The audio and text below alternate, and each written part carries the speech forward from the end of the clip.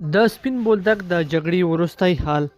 د کوټې او چمن یو شمېر سرچینې وایي چې د سپین بولدک دروازې سقوط کولو لپاره تېره ورځ د کوټې بېلابېلو سیمو څخه سلګونه طالبان ورغلل او د پاکستاني پوځیانو لخوا د غزن سیم څخه دیخوا واړول شول چې په پایله کې یاد بندر تېره شپه سقوط شو.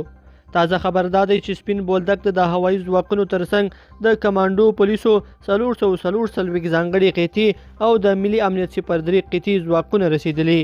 که څه هم هلته میشت ځواکونه هم د پنجاب ځواب ویونکي دي، خو د بولدک ولسوالۍ د اوسیدونکو د مورال لوړونې او د دښمن د خټه کولو په پار د اضافي ځواکونو د ورتګ پلان نیول کیږي.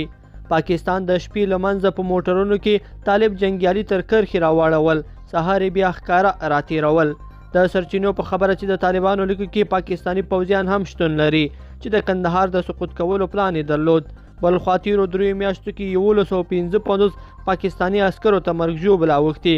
د پاکستان پوځ ویلي چې په قبایلي سیمه کې کورمه کې د عملیاتو پر مهال په یو کمین کې 2 پاکستاني پوځیان وژل شوي او 2 نور ټپیان دي. د پوځ په خبره دا پیښه د کورمې پوځ یوه نومي سیمه کې پر داسې مهال رامنځته شوي چې پوځیان د استخباراتي معلوماتو پر بنسټ سیمې ته په عملیات وتلي وو.